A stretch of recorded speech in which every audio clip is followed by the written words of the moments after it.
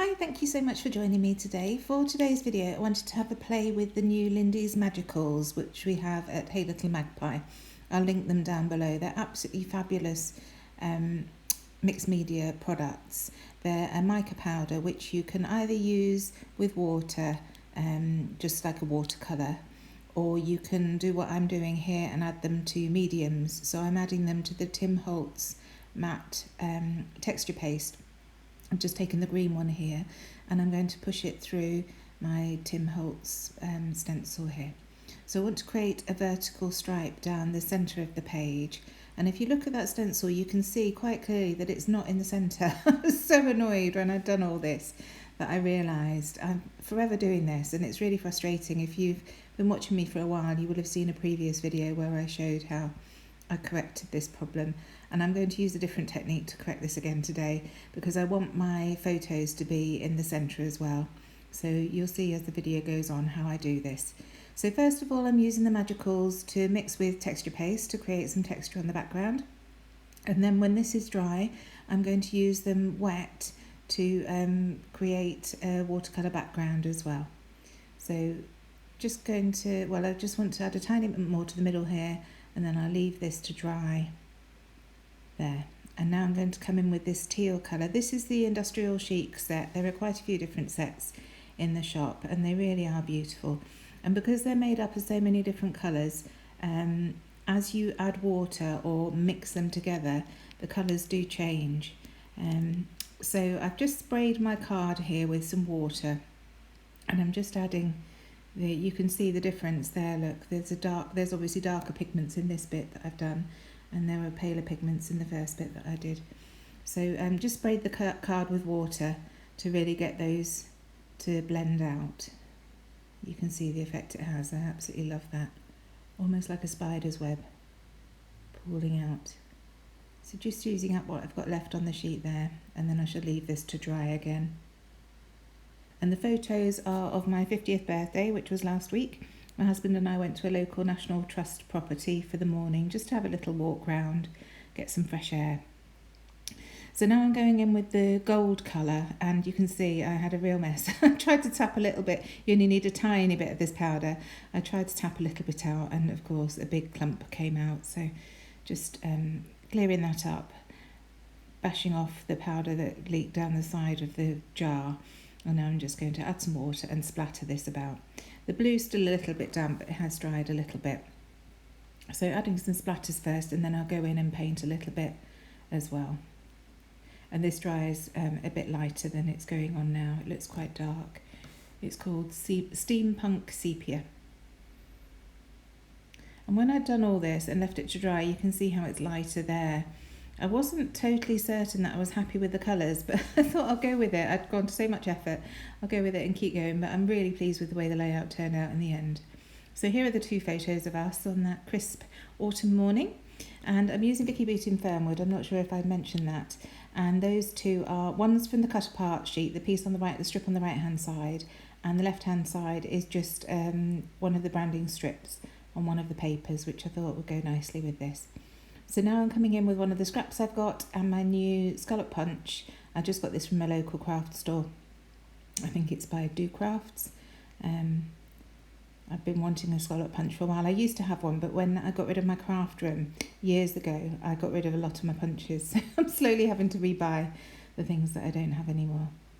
So this scallop isn't big enough to span the two photos, so I'm just going to tear it in half and put half at the top and half at the bottom, because it will be hidden underneath those photos anyway, so it doesn't really matter that there's a gap in the middle, rather than using another piece of paper and being a bit lazy and not wanting to punch another border.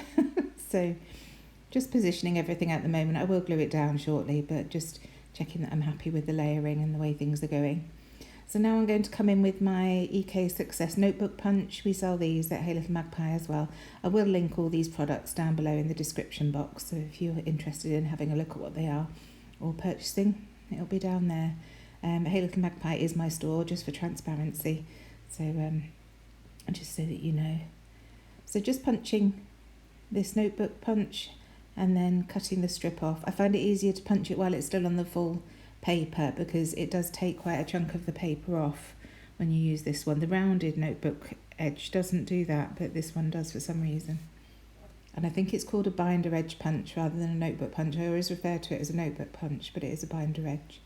So coming in with my wet adhesive, this is just the Nouveau Deluxe adhesive, which seems to be my favourite one at the moment. I am going to try another one because we've got the fine line glue in, which I've heard mixed reports about, so I want to give that a go.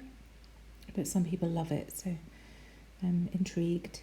So just gluing everything down, making sure that it's equidistant from the top and the bottom.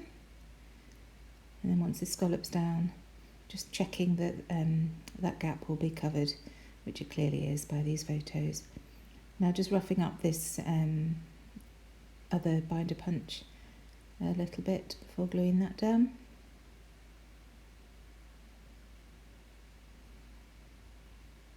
And there we have it. And this is how I'm hiding the fact that that mixed media is off to the right slightly. I'm going to add this strip of paper to the left of the mixed media, and that will balance everything out.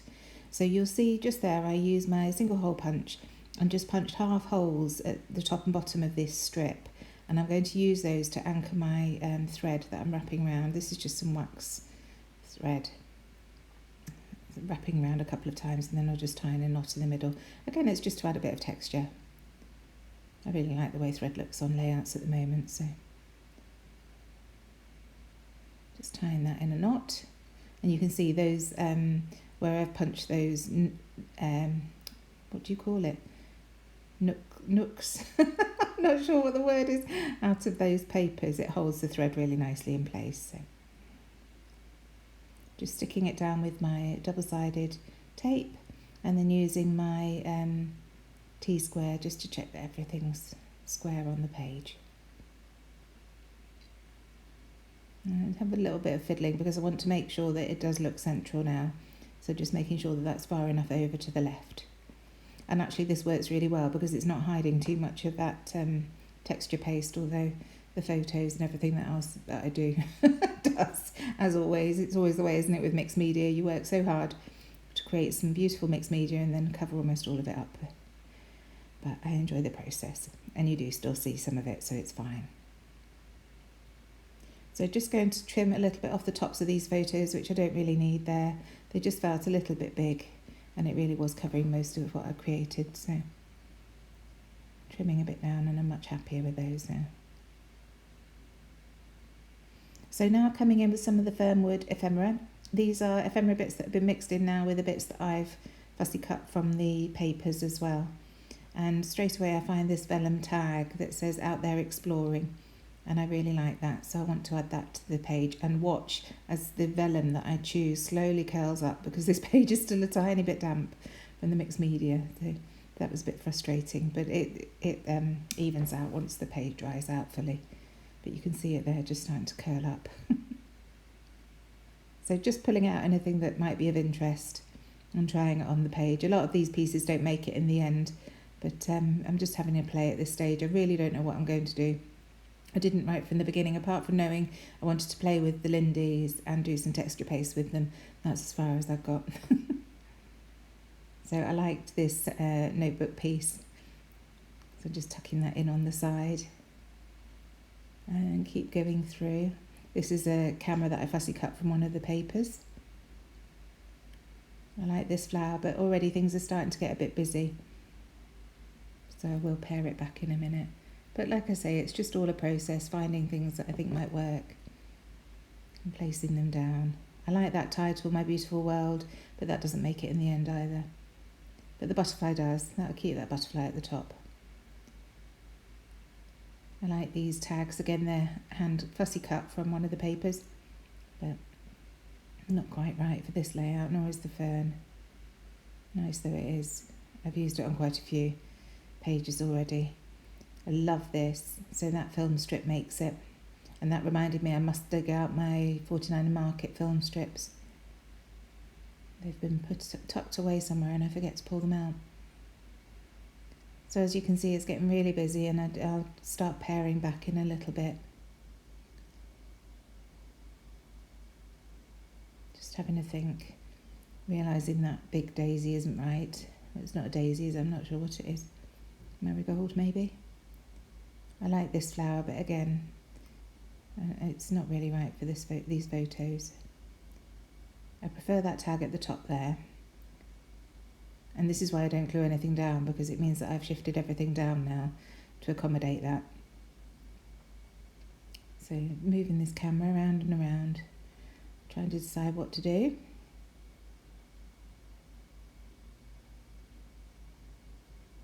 And I like that tag there, but it's trying to make sure that all the words are showing without having it too far up the page. And I found these little phrase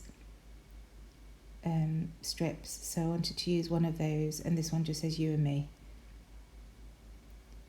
Again, trying it in several different places. Always the way. I wish I was more decisive sometimes.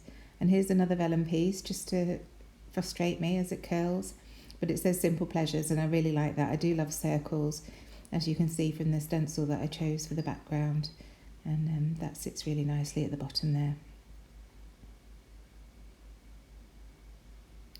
And it's this point I realised that flower's not going to work. Trying a few other bits, another notebook piece, but I think no, it's just overkill. And that title comes back in two, but I don't keep it in the end. In the meantime, I decided that I'm going to glue down the bits that I know for definite I want to keep here, because it'll be easier. I think the curling of the vellum is really distracting. It doesn't look so bad on the camera, but when you're sitting in front of the layout, it was really annoying me. So just checking that I'm happy with the placement before I finally glue it down. And I like how that tag isn't too high up. You can still see some of the mixed media. You can still see the scalloped border punch that I've done there. I think I more or less cover up the green one, which is a shame, but it's just the process, isn't it? Sometimes things do get covered up. Possibly you see a little bit at the bottom there under Ross. You certainly do at the moment, but I know some more bits go down there, so I can't recall whether you do see any of it at the end. So just making sure I'm happy with the placement of this film strip before adding some glue. And I've been careful not to add too much glue to the right hand sides of the photos, just so that I can tuck things under and add things as I need to.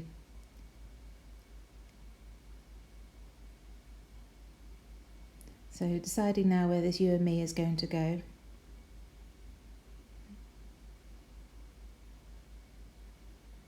Making sure that everything is stuck down properly. You see, still playing with that title there. So I need to get this glued down. At first I just had the glue where it sits underneath the photo, but that definitely wasn't enough. It just made it curl all the more. Now that's down, I can glue that corner of the photo down as well. This butterfly next, and I want that to hide the edge of that notebook paper. So that will be glued down in a minute. Trying to decide whether to go under or over that string, but I think it's better over so that it looks like it's free flying a little bit more. And now this just gets tucked in on the side there.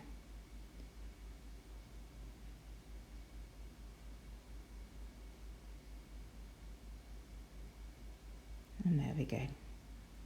And that sort of covers, although it doesn't, it's tucked under, it finishes that edge off nicely. I hate big edges like that.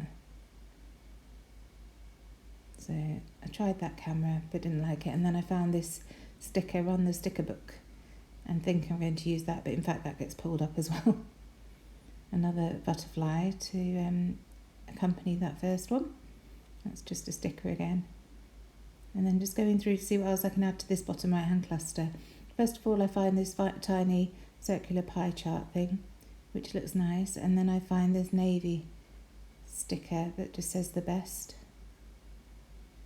which suits the layout. And now I'm going to add some string to the top tag while I remember. And it just gives me a little bit of thinking time while I'm doing this, deciding what else to add, because I know I'm not finished, but I don't quite know exactly what I need. So adding a bow today. I think I'm going to leave it loose, but I think it looks better with a bow.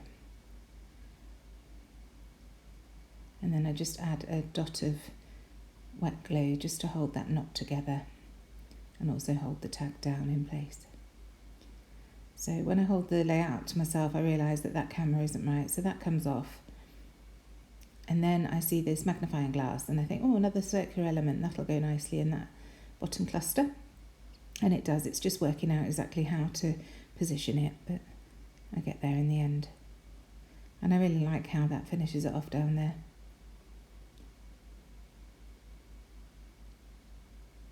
And then I remember that when we went into the property, the lady said, would you like some tickets? And so my husband just wasn't really thinking and said yes. And I was so pleased that he did when I saw them, because I thought, oh, these are absolutely perfect to add to the layout. So I don't know how long they've been doing that. We certainly haven't had them before. It was almost like she knew. It must have looked like a scrapbooker.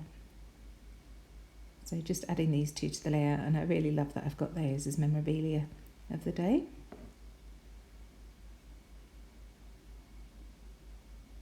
And now I'm going to add my journaling, and I just go down this side of the layout with my black gel pen.